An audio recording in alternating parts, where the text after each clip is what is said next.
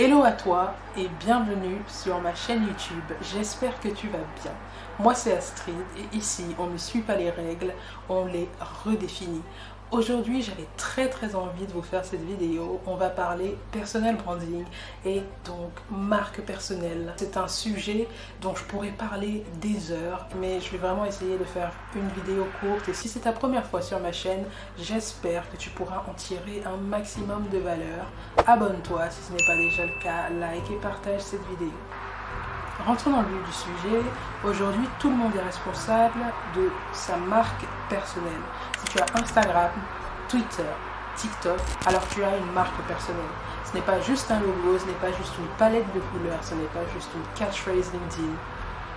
C'est la somme de ce que les gens pensent, ressentent et disent de toi quand tu n'es pas là. C'est ton empreinte digitale et si tu n'es pas intentionnel à ce sujet, quelqu'un d'autre le fera à ta place. Tu peux être ultra compétent, ultra intelligent, ultra talentueux, talentueuse, mais si personne ne sait qui tu es, ce que tu fais et pourquoi tu le fais, tu es invisible. Par exemple, tu sais qu'en me suivant 6 mois sur cette chaîne, tu vas opérer un changement en profondeur en toi-même. Tu vas lancer un premier projet, tu vas signer un contrat avec toi-même, tu vas t'aligner sur le fait de devenir la meilleure version de toi-même. Tu sais que je fais ça parce que créer de la valeur pour la société, c'est quelque chose qui me booste. J'en ai déjà parlé dans mes dernières vidéos et je t'invite à aller les regarder. Je suis ici simplement parce qu'on vit dans une économie où l'attention précède la valeur et on en reparlera plus tard, mais surtout la clarté sur la personne que tu es, elle vaut plus que n'importe quel diplôme ou skill. Tu es une marque, que tu le veuilles ou non, mon ami. Comme je le répète sur cette chaîne, l'objectif c'est de devenir iconique. Donc créons des marques iconiques.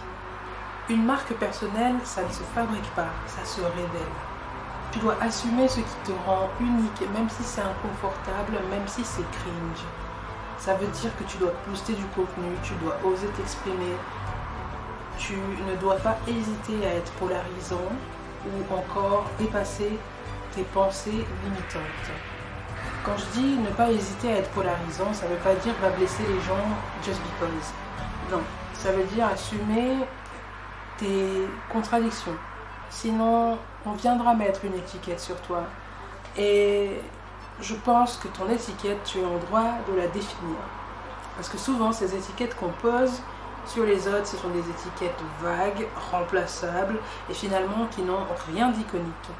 Non, en vrai, personal branding, c'est stratégique. C'est choisir ce que tu dis, ce que tu refuses de dire, ce que tu incarnes dans la durée. Et surtout, ce que les gens peuvent attendre de toi avec régularité. Par exemple, j'ai commencé cette chaîne et je pense que, étant donné que je poste une fois tous les 2 jours, maintenant, les personnes qui les suivent ou commencent à les suivre s'attendront à ce que je poste tous les 2 jours. Maintenant, le problème avec la marque personnelle, c'est que beaucoup confondent image et identité. Tu veux paraître pro, clean, parfait. Et au final, tu crées une coquille vide, lisse, fausse. Tu n'es pas obligé d'avoir une super caméra pour commencer à créer du contenu. Moi, j'ai commencé cette chaîne YouTube et je tournais sur mon iPhone 11 Pro. Donc, un super appareil déjà pour commencer. Je sais qu'on est au 16, d'accord. Mais ce qui était important pour moi, c'était surtout de créer et de commencer avec quelque chose de simple, quelque chose qui soit sans contrainte. Et à l'heure actuelle, ce sont mes vidéos qui sont à l'iPhone 11 Pro qui sont le plus regardées. Donc comme quoi, ça ne veut rien dire. Je t'invite à aller voir, j'en ai laissé une d'ailleurs de cette époque où je tournais à l'iPhone 11 Pro. C'était surtout pour moi dans une dynamique de d'abord commencer, d'abord faire ce premier pas. Et puis maintenant, voilà, on peut avoir une super qualité de vidéo, on peut avoir un agencement parfois agréable à regarder, mais les choses se sont faites avec le temps. Je me suis vraiment posée, j'ai pris un moment pour pivoter et pour être sûre d'aligner correctement chaque vidéo de cette chaîne YouTube. Cela pour dire, tu n'es pas obligé de faire toutes les trends de la terre. Déjà, tu peux commencer par être toi-même et par t'accepter.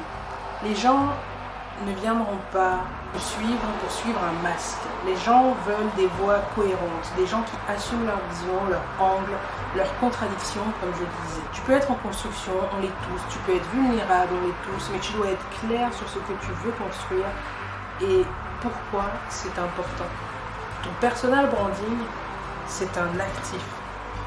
Un actif passif, mais un actif quand même. C'est ce qui fait que demain, quand tu lances une offre, un projet, un produit, les gens écoutent. Parce qu'ils te reconnaissent, parce qu'ils te font confiance. Et c'est ce qui transforme une communauté en client.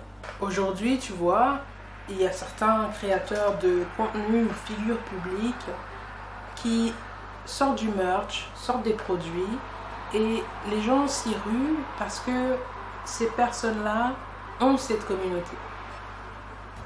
Tu n'as pas besoin d'avoir 4 réseaux, tu n'as pas besoin d'avoir 15 000 stratégies TikTok. Concentre-toi déjà sur un réseau. Mais ce qui est le plus important, et ce qu'il te faut surtout, c'est que tu saches pour qui tu crées, que tu connaisses ton persona, les personnes qui te suivent, que tu parles avec ton langage, que tu restes aligné sur ta mission. Et réellement, ce n'est pas la forme qui te différencie, c'est la vision que tu portes et la cohérence avec laquelle tu la répètes. Ici, tu vas vouloir prendre des notes. On va rentrer dans un exercice pratique. Il faut que tu te demandes qu'est-ce que j'incarne dans la tête des gens. Et est-ce que c'est intentionnel? Parce que si tu veux impacter, si tu veux vendre, si tu veux marquer, tu dois exister pour de vrai. Et ça commence ici, ça commence maintenant en te posant ces questions. Tu dois te demander qu'est-ce que je veux que les gens ressentent quand ils entendent mon nom. Pas ce que tu veux qu'ils pensent, ce que tu veux qu'ils ressentent. Est-ce qu'ils doivent se sentir inspirés, challengés, apaisés, galvanisés, compris? Par exemple, je dédie cette chaîne à inspirer les autres. Le branding émotionnel, il faut que tu comprennes que c'est 10 fois plus puissant que le branding intellectuel. Question suivante, quelle transformation tu aides les autres à vivre? Ta marque personnelle, elle est centrée sur toi, d'accord, mais elle est plus que tout centrée sur ce que tu permets. En quoi tu changes la vie, le regard, la posture, les résultats de ceux qui te suivent. Ici, j'aide les personnes qui ne savent pas par où commencer pour se lancer à faire juste le premier pas. Demande-toi quel territoire est-ce que tu veux occuper dans l'esprit des personnes qui te suivent. Imagine que ton nom est un mot-clé. À quoi serait-il associé? Ce territoire, c'est ton territoire de marque. S'il est flou, tu seras oublié. Je suis l'icône, par exemple, du changement de ton mindset. Demande-toi quelles sont les 3 convictions qui sont pour toi non négociables. Les gens suivent des personnes qui adoptent une posture, pas des généralistes. Qu'est-ce que tu défends? Qu'est-ce que tu refuses? Ou à quoi est-ce que tu dis non, même si ça ne plaît pas? C'est ce qui va te rendre mémorable, c'est ce qui va te rendre magnétique, c'est ce qui va te rendre différenciant. Je dis non à vendre du faux lifestyle, je défends l'action de changer sa vie pour le mieux. Je veux m'aligner avec la version la plus haute de moi-même et aider celles et ceux qui veulent se donner les moyens de le faire. Des choses aussi simples. Demande-toi ensuite, est-ce que je suis prêt ou prête à répéter mon message 1000 fois? Une marque personnelle puissante, c'est pas bâti sur la variété. C'est bâti sur la cohérence et la répétition. Le marketing en général est bâti sur la cohérence et la répétition. Si tu n'es pas prêt ou prête à marteler tes idées pendant des mois, tu n'as pas encore trouvé ton axe. Donc travaille chaque jour à le faire. Je sais par exemple que j'ai pris un moment, comme je le disais, avant de relancer ma chaîne YouTube pour réellement me poser, travailler et vraiment réfléchir avant de revenir. C'est de cette manière que tes projets seront galvanisants pour toi et pas épuisants. Voilà pour cette vidéo, j'espère qu'elle t'a plu, j'ai essayé de la garder au plus court possible, mais j'espère que tu en ressors avec énormément de valeur. Et puis surtout, abonne-toi, tu as réellement beaucoup à gagner. N'oublie pas de liker et partager cette vidéo. Je veux également savoir en commentaire si ce spiel sur le personal branding t'a plu et quelle est l'idée que tu veux laisser dans la tête des autres. Je te dis à très vite pour une prochaine vidéo. As always, much love.